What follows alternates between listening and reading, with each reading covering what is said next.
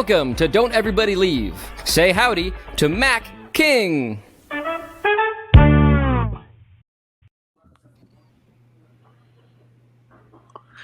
Howdy, I am Mac King. I was doing my personal grooming. Sorry, I had something stuck in my grandpa's teeth. Welcome. I went 2 days ago to get a haircut. I had this, you'll see over the course of these shows, my hair just getting longer and longer and longer, and me looking more and more scruffy. Yeah. And I went to this guy. And I said, I'd like it a little shorter on the sides and a little longer on the top, but I still want it to come down over my ears on the sides. And I don't know. I mean, that's what I said, and I don't know what he heard. Perhaps he heard, could you make my forehead look bigger and my ears look longer? I don't know. Anyway, welcome. I'm very excited. My oldest friend in the world is here with us today, Mr. Lance Burton.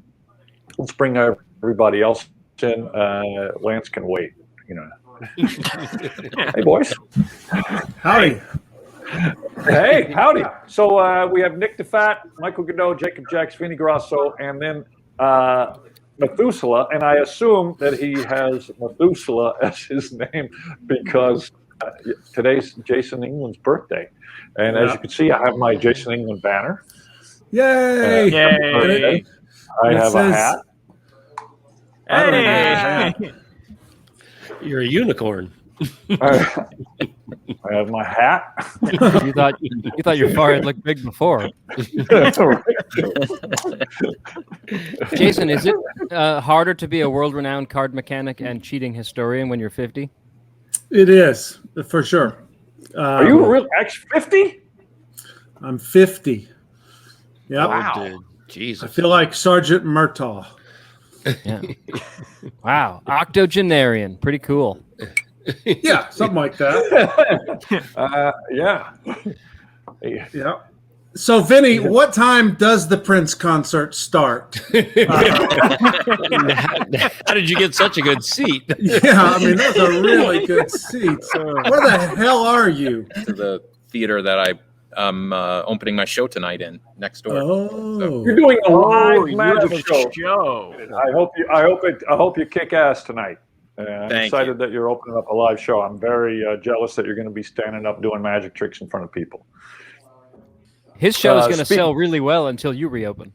Well, that's a good time to do it. That's a nice thing to say and a shitty thing to say. I think it's really good. All rolled into Description one. of everything I've ever said, really. So as we do every show so far, I have a guy who's died that I want to talk about since we last got together. Somebody had died. Anybody know who Milford Graves is? He was a jazz drummer. I think we got a picture of him maybe drumming or in his home with his drums. Wow. Look at that guy. Yeah. So he's not just a drummer though. I mean, the stuff that's around him is also art. He was a sculptor. He was a botanist, an acupuncturist, a martial artist. a grave robber. He might have been a grave robber. Anyway, this guy was a visual artist, college professor, student of and student of the human heartbeat. Oh, wow. And in almost every one of those areas, music, botany, acupuncture, artistry, heartbeat student, he was an inventor. He taught at Bennington College, and one of the things he would say to students, apparently, according to his obituary that I read, is, don't tell me how many years you've been doing something. I don't give a shit. I want to know how completely you're filling that time, how you're spending every nanosecond. And I think, when you say, when you ask somebody, how long have you been doing magic? And they say 20 years, but they've done 7 tricks in those 20, Right. I think that's kind of what he's speaking to. But this is the reason I wanted to introduce you guys to Milford Graves. Nobody's heard of him, right?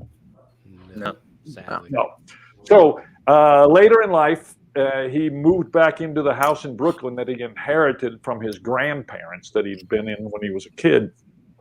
And they used to use his basement for a neighborhood speakeasy. His grandparents did, but he converted it into a dojo and laboratory.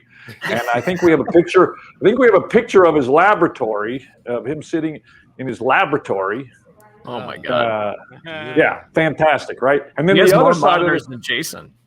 right?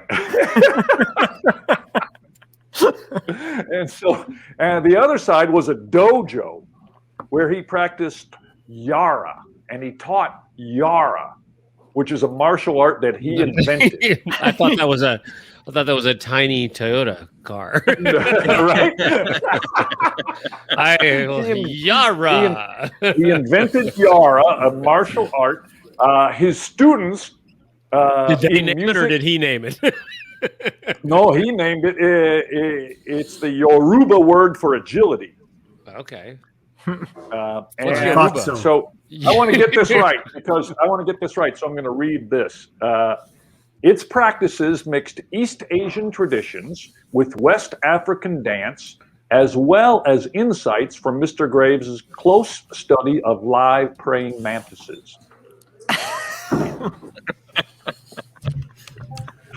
And his music students and his martial arts students, I mean, usually it was kind of a combined lesson from what I understand, and they called him the professor. If we could have gotten him and Jerry Andrus together in one room. That's what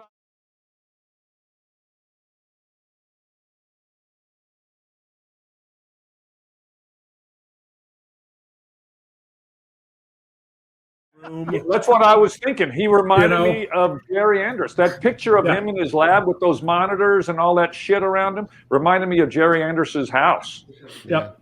I never saw the Castle of Chaos, but I spent many hours with Jerry, usually at IHOP or Denny's at 2 o'clock in the morning somewhere, and he was fantastic.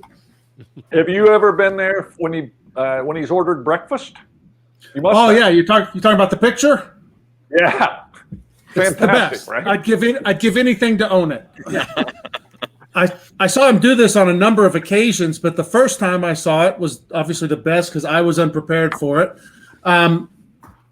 Jerry but it's also great when you're sitting there and you know that somebody else you're having breakfast with.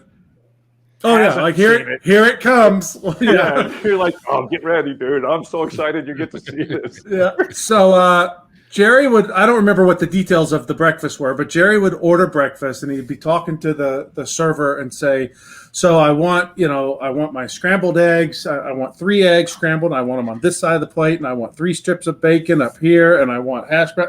He goes, you know what? This is better. And he reaches into his pocket, which was always filled with shit.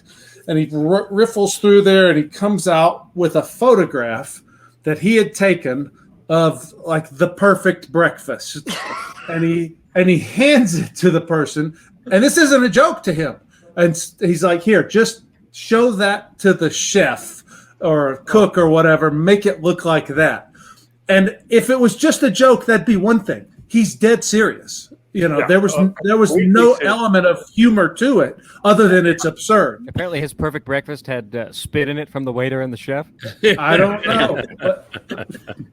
But it was pretty funny. Yes, I know, Jason, that it's your 50th birthday. I have a hat, Woo-hoo! as I said, and I also have hired. Vinny, Jacob has a hat. Vinny, you don't have a hat? Nick, while you're there, if you could maybe pick out something nice for me and bring it home. I'm sure Gabe wouldn't mind. I'll just take whatever this rolled up thing is. Yeah, that's fine. You enjoy flowers. I hired a magician, Jason, for your birthday. He's going to do a little magic show for you. Yeah, please. Well, I hope it's Macron Cromwell. Oh, we should. Yeah, I wonder if Lance has had any actual interaction, but we should tell that story about Lance and Macron Cromwell when he's on. So here's your birthday party magician, Mr. Lance Burton. Woo-hoo. Whoa! Hey, Jason! Hey. What's up, buddy? How are you, sir? Buddy, happy birthday! Thank you very much. I don't have a lot of kid material for birthday parties. I'll do the best I can, though. Woohoo! Come I look on. fantastic. Kid still I got got a it. little choked up. That's my childhood. Oh, So Mac, that was fantastic. unfortunately, I just moved, so my stuff is still mostly all packed up, all my library and things. But I was I would have had it out here, but I have a Wheaties box with Elwood on the cover of it, Oh, yeah. and I have the Max Maven Mind Games freestanding thing.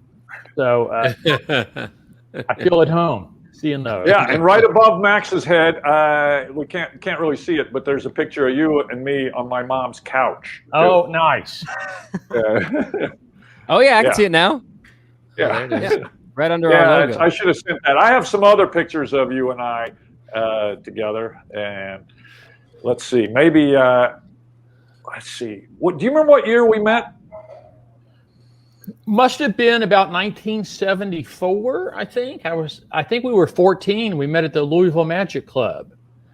1974. That's before Half of us were Jacob. born on this panel. Jacob, Nick, Vinny. What year were you born, Vinny? 75. I made it by a year. Wow. Wow. You're an old man, Mr. Burton. Well, back then, you had to be 14 years old to join the International Brotherhood of Magicians. Now, I see Goudeau is wearing his gang sweatshirt there, His gang colors. gang colors. Michael, your job viewer with the Lance Burton and Friends show, Thank you. and I just want to that Jacob is in contention now. I want to see if I can steal Goudeau's job. So I've got Lance Burton brochure and tickets, but here's how I'm going to steal Goudeau's job. This should put me over You're the top. stealing Vinny's job. Oh, there we Oh go. my. Oh. You're fired.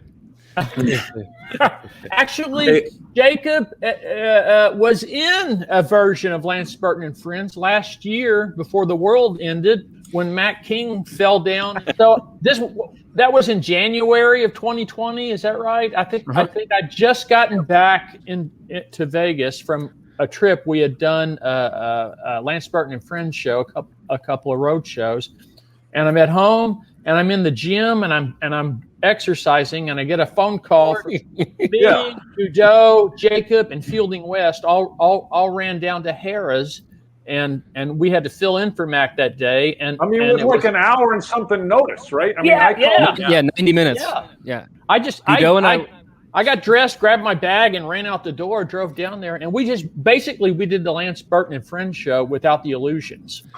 Right. I had a street no, it was performer great. instead. People were really, really excited not to have to see me. Well, I would just say, me. during the meet and greet, normally Mac takes a lot of photos with people who are at the show, but he normally doesn't take photos with all of the ushers and bartenders. that day, Lance was there. People flipped out. It was really cool. But yeah, Goudeau and I were at breakfast, out to breakfast, and got a call from Mac that said, "I just hurt my back. I can't move. Can you fill in?" And we I really don't canceled want our- to have to refund $400 worth of tickets. So if you guys could rush down. It was like $45 actually. Yeah. These 15 people are going to be pissed.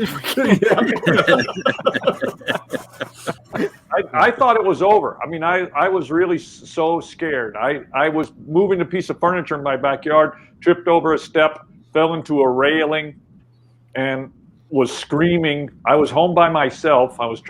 We had gotten something for the backyard, and I was trying to get it all set up before Jennifer got home, so I looked like a hero. Surprise! And, yeah, surprise. And Your husband's I mean, on the floor.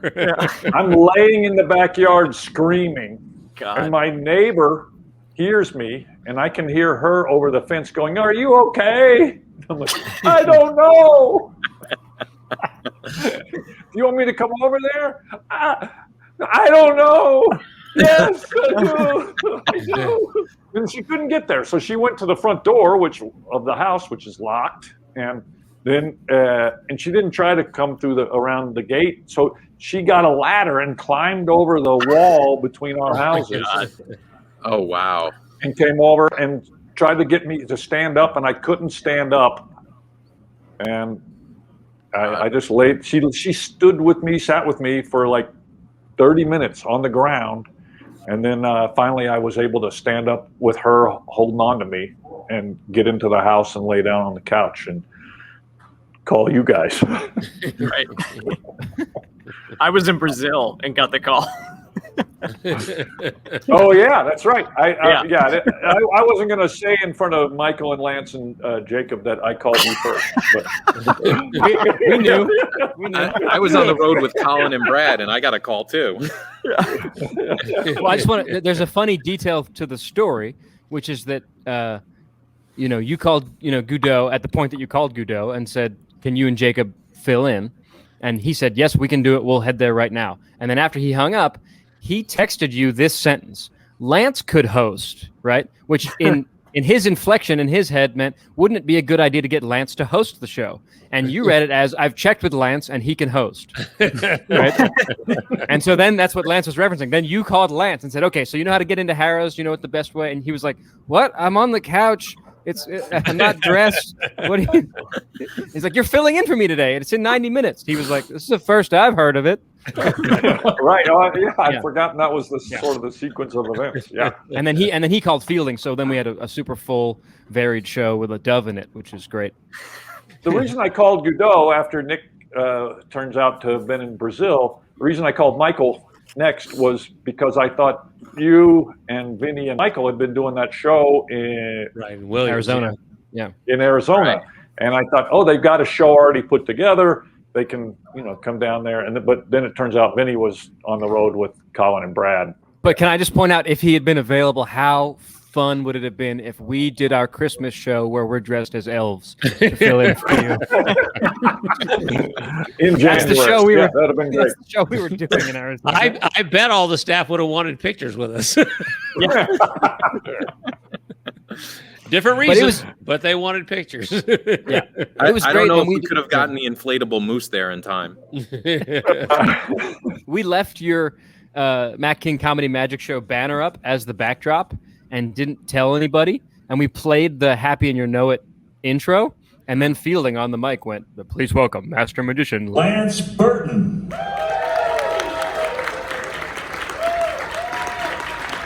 It's great. The audience is like, "What?" Really fun and confusing and great. Yeah, it was a fun show. So So thank you for letting us do that. I hope that someday in the future, Nick, you can be out of town, and Mac, you can get hurt again. Yeah, I bought him way heavier lawn furniture now, just to kind of solidify my job. And they have apps now, guys that'll come over and put stuff together for you. Yeah, I know. I need to prove my manliness to my wife. You that haircut? Wait till she leaves.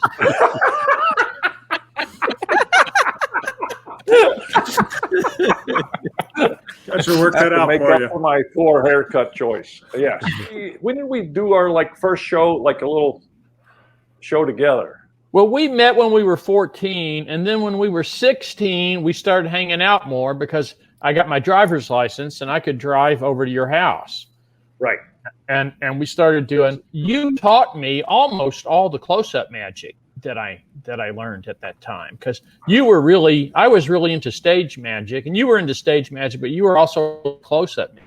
But we started hanging out more when I got my driver's license. And then we started doing shows together when we were 17, 18, 19 years old. And we were 19. I believe Nikki has a picture she can put up of us at Tombstone Junction. Yeah. Yeah. Oh wow! Look at that. Yeah. That's the Red Garter Saloon, and that black backdrop, that is my Abbott's jet set, and my mom. I had 2 Abbott's jet sets, and my mom made those black curtains, and I still have those. Wow! I still have those here, and there's a little bird cage there on to the right, and that's where I put my birds, and there's a little table there, and that is the world's fastest trick, the pot of flowers that disappears. Yep. Right. And there's a nightclub table that says ants. Yeah, Yeah. I was gonna say, does that say Mac and Lance, or does that just say Well, Lance? it said Lance, but the L kind of broke.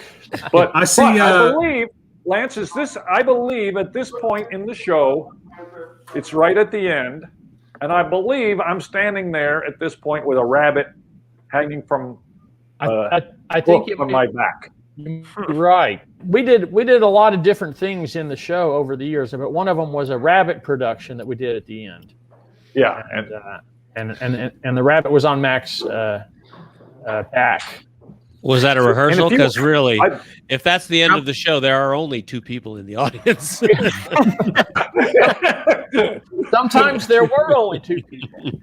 yeah. How much of the show was Lance or Mac versus both of you together? So it would open with Lance Burton.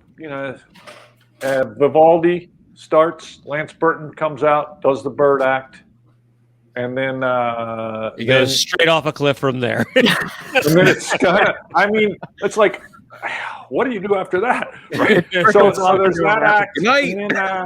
and then I think so I you came out- opened with the greatest magic trick ever. Well done. correct. And then I would introduce Matt King, and he would come out and do the rope trick. That's what you follow it with. Well, yeah. There's only one thing that can follow the greatest magic act in the world, and that is me wearing a Viking helmet. Right. I Saying think we have a 1905. picture. I think we have a picture of us. This is a publicity picture that we had made with our original outfits that we wore, probably in that show. I've drawn Viking a helmet. depiction of it, just so you guys get the idea. Well, that's it. Yeah. That's it. Yeah. In case you didn't have it. How did you guys stay so trim? Right. There you go. There it is. That's pretty sweet, right there, man. I see your grandma was still sitting on that couch when that photo was made. Wow. That's right. That's Mac, I didn't realize you go to the same barber.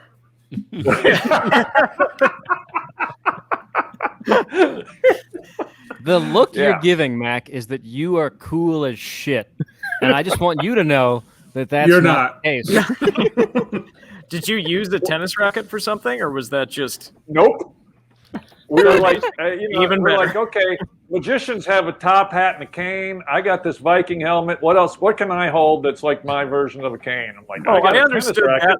that surface level explanation. I fully understood. Yeah, that's it. That's the only reason. That's as it's deep there. as it went. I didn't do. Gotcha. I didn't do You see that, trick you with see a that tennis photo, you know exactly what the show is. Yeah. It looks like an evolution chart. Was it? It was. So so I'm wearing a Viking helmet and I'm doing the rope trick and I'm talking as if I'm from a foreign land, Belgium. I say I'm from Belgium, and for some reason in my head, a Belgian. I believe it's your fault that I had that Viking helmet, Lance. You My said, fault? "Hey, this hat's funny. You should wear it." Okay, so we keep referencing that Lance's original 12-minute manipulation act is the greatest magic act of all time. And I think that's not subjective, that's objective. If you don't like it, you're wrong. Yeah. But I think maybe the best performance of that, and I didn't see every performance you did of that, but of the best one that I've seen of that was... Yeah, between Michael and I believe we did see everyone. Oh, that's true. We do have to get to their Goudeau and Lance's history in a minute here.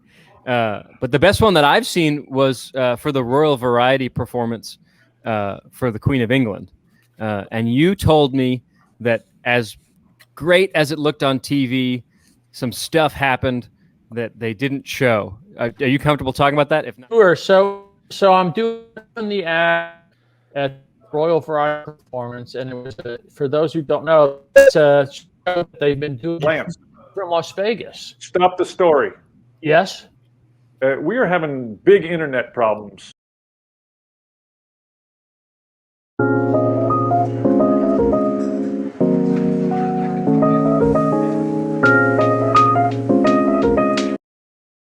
was the Royal Variety Performance. It was a big annual show that they do every year over in London, and it goes back over 100 years. David Devant did it back in the day, and a lot of great magicians, Paul Daniels, and anyway, it's a fundraiser for a charity, and one of the members of the royal family always shows up at the show. So the London Palladium, if you've never been there, we hear about it all our life. So you walk into the London Palladium, you go in through the back, through the artist entrance. It's an old building. It's falling apart, and bricks are coming down. The dressing rooms are real small. You walk backstage, you look down at the floor, and it's like splintered. It's like going from room to room backstage too. Some of it you got to duck under shit, and you got to. It's crazy. It's this old building is falling apart, and you're looking around going, this is the London Palladium I've heard about all my life. What? This is a dump. And walk out on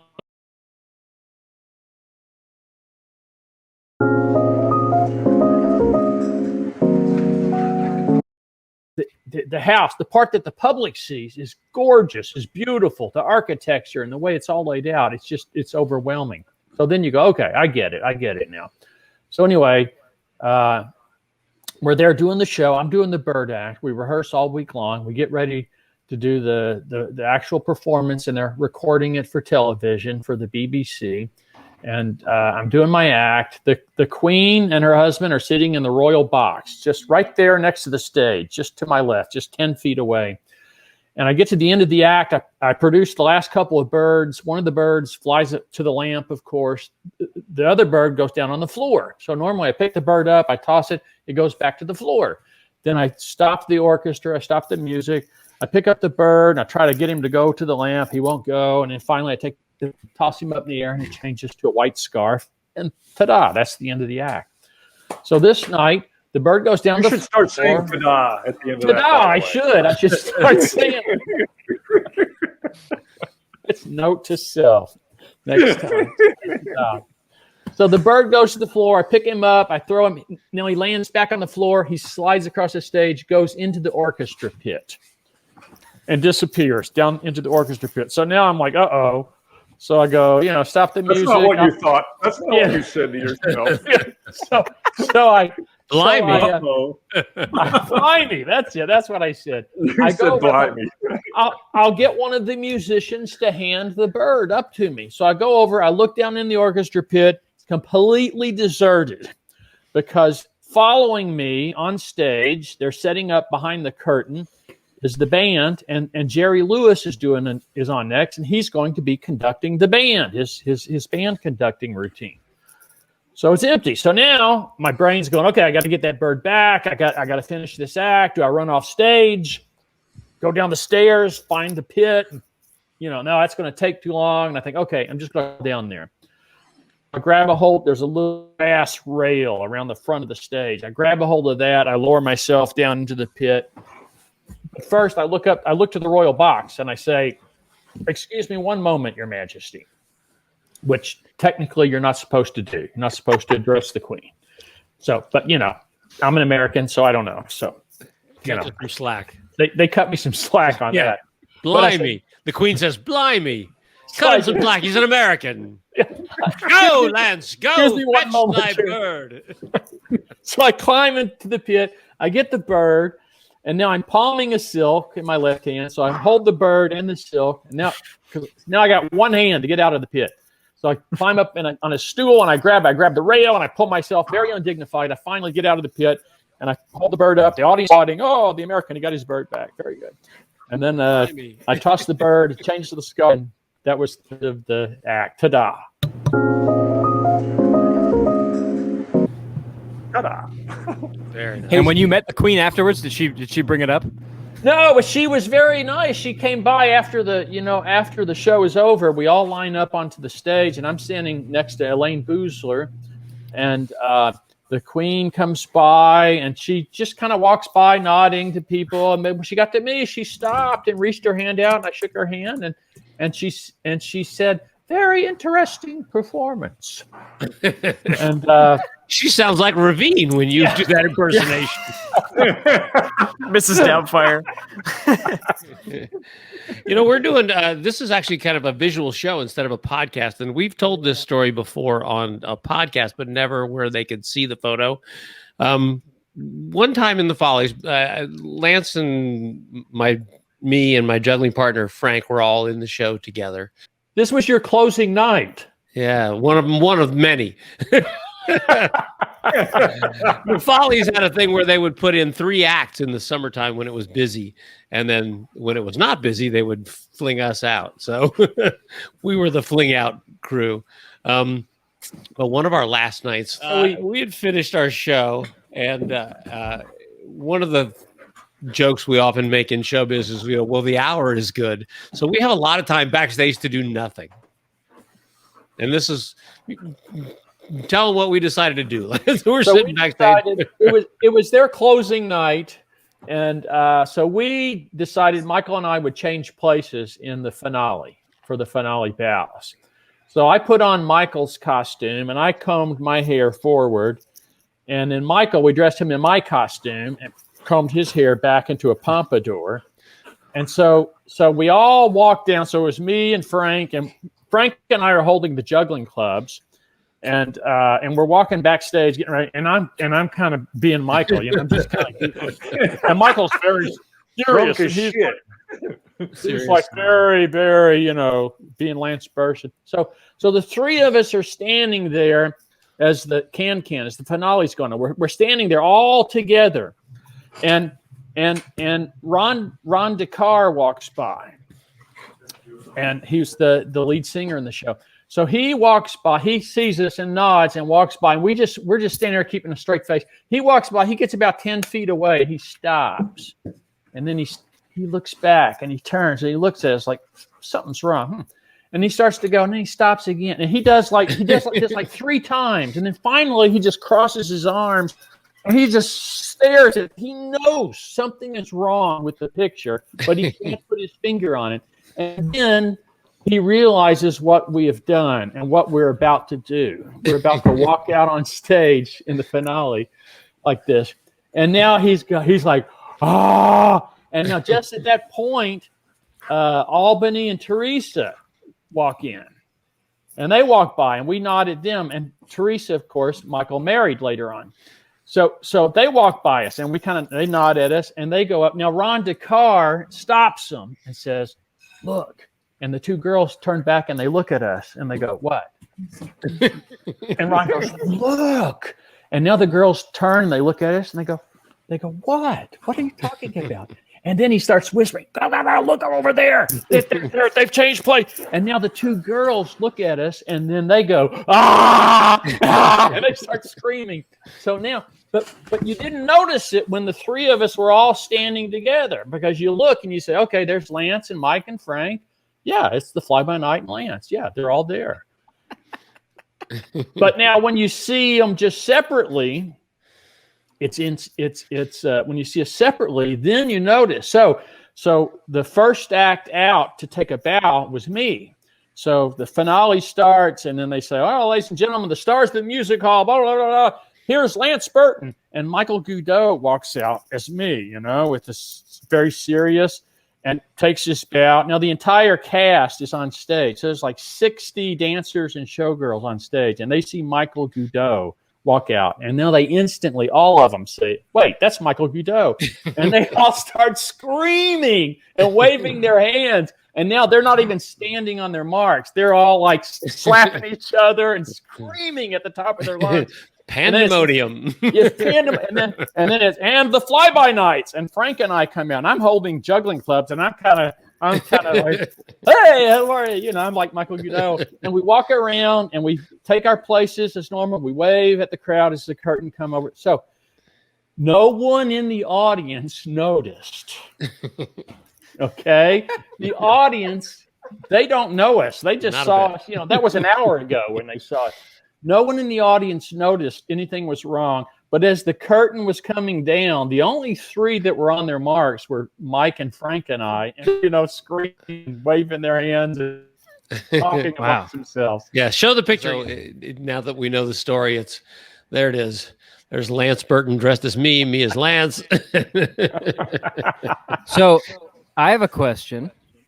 Goudeau, after the show, Yes. did you go stand out in front of the theater and meet girls as Lance? Because that's what I would have done. That's why no one would let you near their clothes, Jacob. Why do you think I bought doves? That was a fun night. Yeah, Lance was and, very patient being in the show with us because Frank and I were not well behaved back then. We burned a hole through his carpet by making our own explosives. Shurikens And You're talking about in his dressing room or in his house? dressing room, dressing room, and then through the Chinese throwing star shurikens and stuck those into the walls and darts into the roof, and then there was the night they set the curtain on fire on stage. that's Frank. There was the act curtain. So So call it eyelash curtain because it's got a bunch of stuff sticking out. It's like sparkles. like eyelashes all the way down it. So they're doing their fire juggling on the unicycles, and somehow Frank hits the curtain, and I wasn't there for that part. So you tell what actually happened. Mike.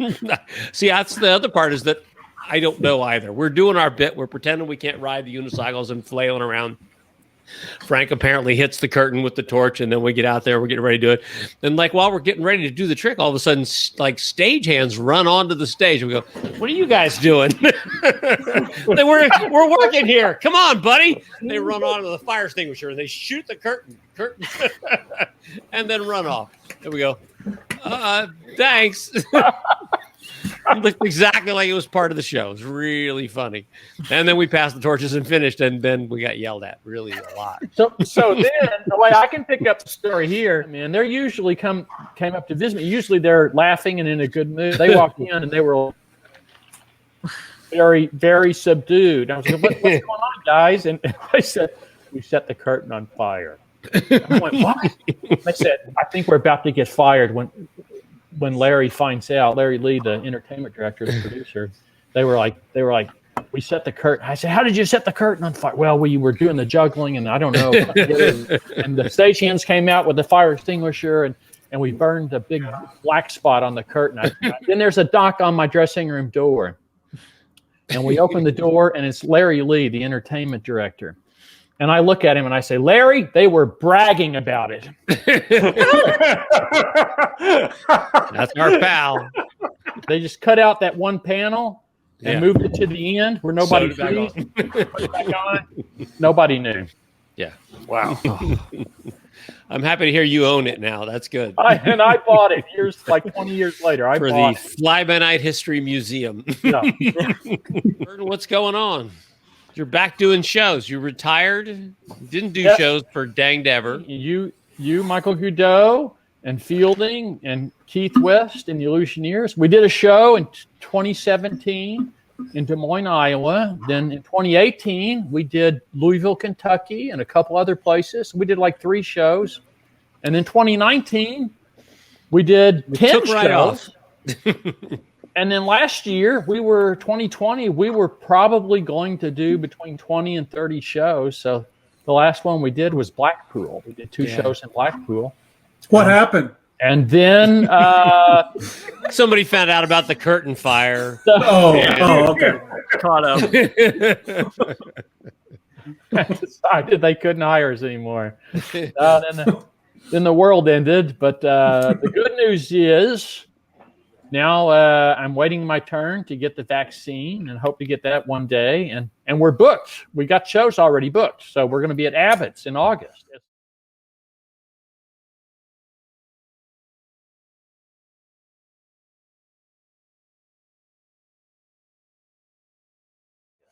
As will Mr. Matt King, I believe. Yeah. I believe also Mr. Nick Mr. Diffatte. Mr. Nick Diffatte. Should be fun. I'm excited. And our next guest, I believe David Williamson is also there. Okay. And Joel Hodgson is going to be there for Mike Mickey Science Theater. Mike Caveney. Tina. Yeah, I mean, That's the a reason party. I'm there is because of Joel. Joel called me and said, "Hey, I think it's time we go back to Abbott's." And I'm like, "I'm all in." He said, "Well, He said, I'll call Mike Caveney and you call Lance Burton and the four of us will do a show. And I'm like, okay, great. And I just didn't want to pay for a convention registration, so I'm doing an act. Right. I'm on standby for one of the shows. So if I'm out there, Mac, you have an assistant. Oh, right. Well, that's going to be a great week. Really good. So yeah, so Abbott, and apparently the last I heard that the registrations were selling quickly.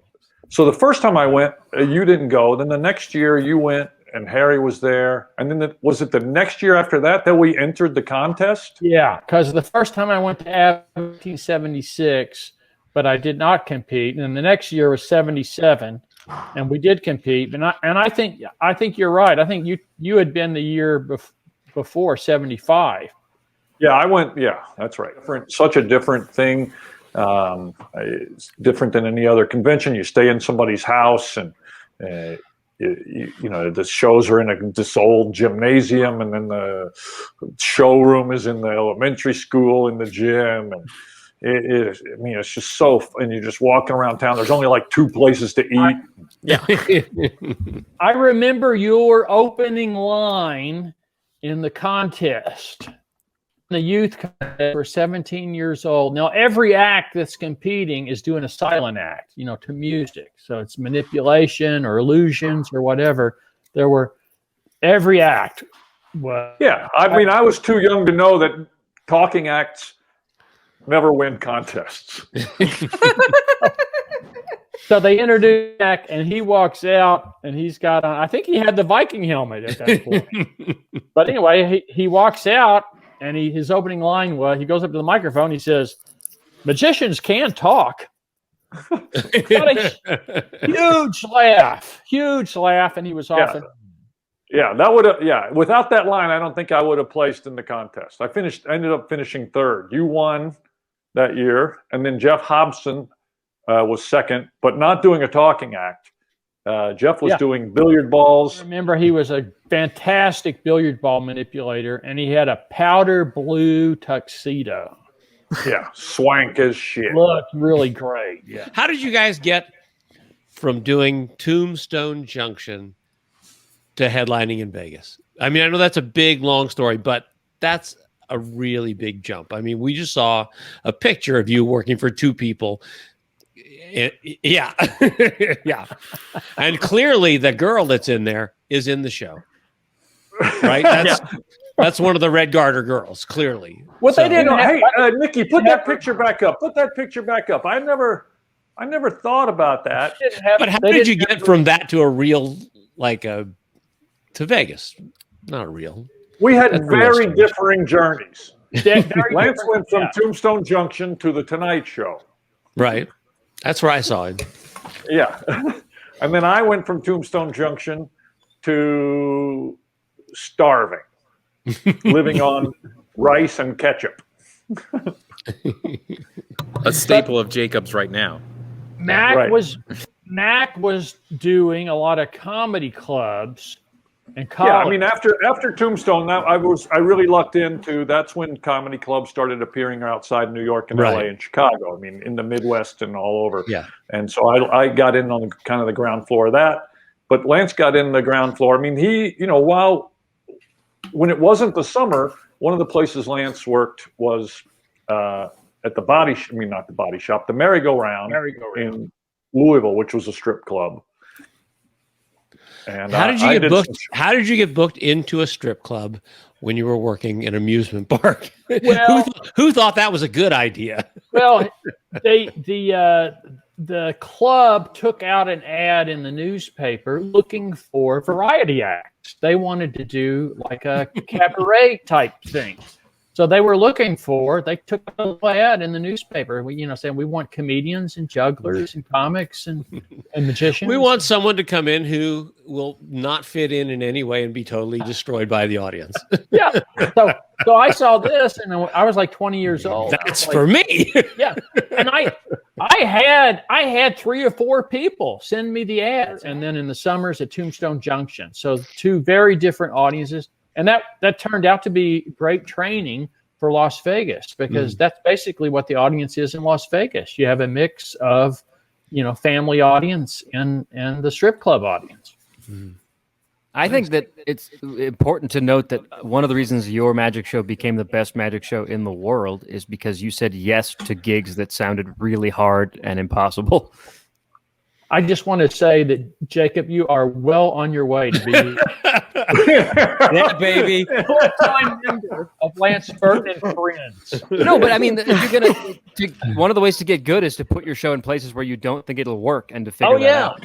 Yeah. No, I've seen him set up and do, you're talking about those jet sets behind us at Tombstone. I mean, I've seen him set up a jet set in somebody's living room and do the Lance, what we know of now as the Lance Burton Bird Act, for people sitting on the floor in somebody's house. Yeah. With like one little spotlight sitting in, little can light sitting on the floor between him and the audience. Yeah. Shining up, casting crazy shadows up your face.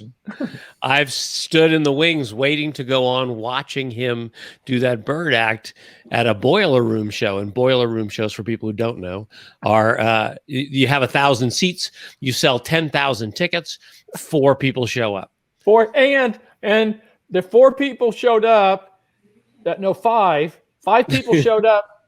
2 of them were Johnny and Pam Thompson. And the way a boiler room show works is they sell tickets to corporations saying these are going to benefit, the money is raising for orphans. You buy 1,000 tickets, we will give those tickets to orphans and they'll come see the show. And then we'll also give them money. Well, the orphans don't have any way to get to the show. So you can sell, it's 1,000 seats, you sell 10,000 tickets, 5 people show up. That's the math of it. And then the money some of the money gets donated to the orphanages and some of the money gets kept by the people who put it on. And so we had been hired for this thing, and we stood in the wings and watched Lance do his thing for the 5 people, just going, comedy is this is going to die a horrible, bloody death. And he is killing. All 3 people are like, Lance Burton, all 3 of them. Yeah, Lance Burton. And then we go out and Johnny and Pam are like, yeah, he's okay. But the 3 actual audience members are very excited about Lance Burton. And then Frank and I have to go out and do a comedy juggling act for 3 people. And they are not excited. It's I've stood in the wings and just envied you with all of my heart. Just but it's good for you too. It wasn't just good for him, right? I mean, it's good for you and Frank too. I mean, you learned stuff, or we did, but just that horror of looking at it and seeing that Lance is killing in spite of there being only 3 people. Oh, dude! I mean, when at the merry-go-round in Louisville, I mean, Lance worked there way more than me, but he got them to take pity on me and have me come in and do some spots. And I would go in. I I believe I never, ever did well in that under those conditions. I never did well at that strip club at the merry-go-round ever. And I would, and I could see him. I would sit there and watch him because we didn't do our act together. We did a couple of things together. We did an early version of the sword fight thing there, maybe a couple times together. But mostly it was I would do a spot or he would do a spot, but we never worked together. And so I could sit in the audience and watch them introduce. And now, please welcome Master Magician. I mean, I don't think they said Master Magician at that time. Mr. Magician. Yeah, please welcome this guy, Magic of Lance, or whatever it was. And seeing these guys. I mean, this was in a pretty crappy part of town, kind of, and it wasn't a high-end strip club, right? And seeing these guys go, boo, bullshit, I want more tits. And him coming out to, and classical music starts playing, right? Yeah. And they're used to, you can leave your hat on. Right. Yeah. And he comes out. Yeah, and they're and then you see over the course of that 12 minutes the entire temperature of the room just changing from hatred to wow, okay, wow. And by the end, I mean, I've seen him go from just boos at the beginning to standing ovation at the end. It was just an amazing thing to see in that environment. Really. Well, I think by the time we got to the end, they felt bad that they had booed me at the beginning. Right. We're sorry. That was basically it. They felt bad. Oh, okay, we shouldn't have done that. We shouldn't have booed him at the beginning. Well, yeah, but I don't believe they ever felt. I don't believe they ever felt bad for booing me. Yeah, I don't think they. I think it didn't stop them from doing it again when Mac walked out. Yeah, they doubled down at the end. Yeah. But the last guy was shut up. Tell him he sucks. I mean, it was really rough to be a talking act in that spot. Man, let that be a lesson to you, boys. You saying instead of doing the comedy magic show I'm doing now, I should learn to be the best manipulator of all time? Yep, I think that's good advice. I don't want to do that. Okay. So Jacob has pictures behind him. Michael had a picture of him dressed as Lance Burton. I had pictures with Lance Burton. Did I hear a rumor, Nick, that you had some sort of Lance Burton? Yeah, photo? I've got, because we were going to play what's your favorite Lance Burton photo, and it's very hard. So I picked 3. Nikki, could we show the first one, which I think is probably the cutest photo I've ever seen in my life. A picture with Jacob. And then I also, so not only a big, advocate for animals, but also for human health. Could we get to the next photo, Nikki? Boom. Get your annual eye check. Yeah. And finally, we have good oral hygiene. It was either that or escaping from a roller coaster, and I couldn't pick between the two. So that was the getting my teeth cleaned. That lady's name's Sandy. Very nice lady. She retired from the dental right after that. Yeah, the second that hit the internet. And while Lance was drugged underneath to have his teeth cleaned, she stole his wallet. Right. And then retired. And she also cleaned Louis Anderson's teeth. Ah. Yeah. Famous mouth hands. And the other picture, with the same gloves. The kitten that was at the Nevada SPCA. I was there for an event, and they had like some kittens that kitten looked like he was about a week old.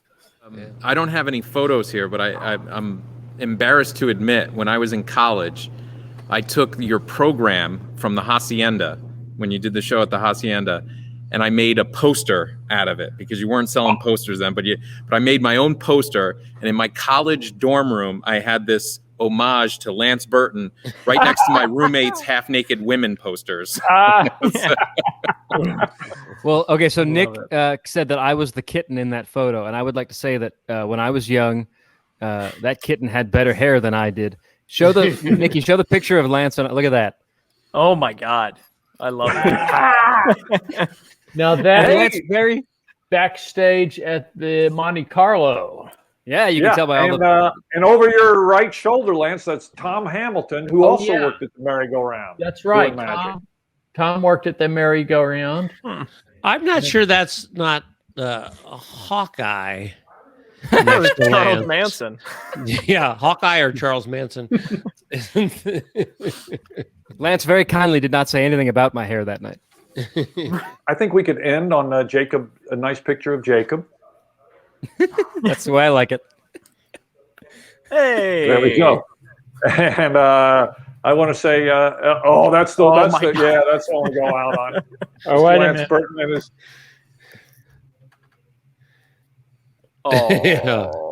And that is that cat grown up. This is Rocky.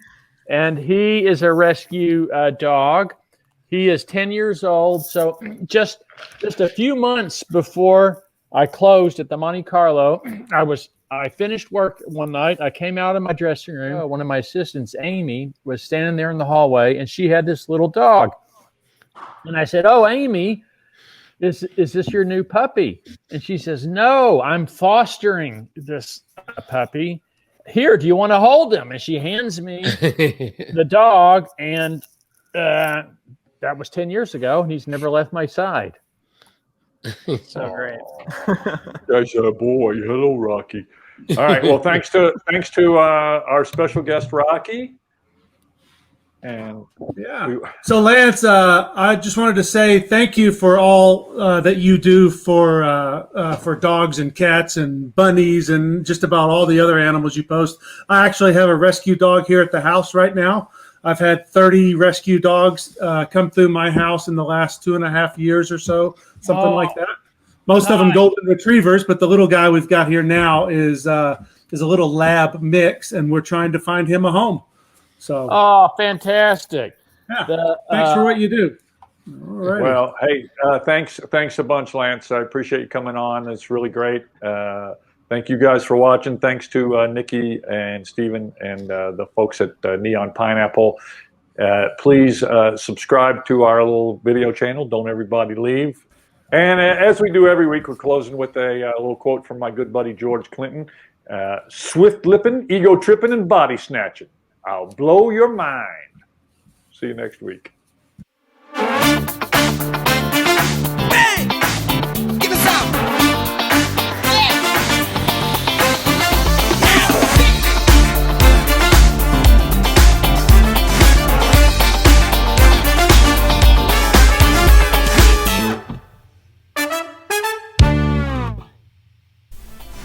Howdy, I'm Matt King. Thanks for watching Don't Everybody Leave. If you don't subscribe and hit that bell to get notifications, I'm going to play these damn bongos.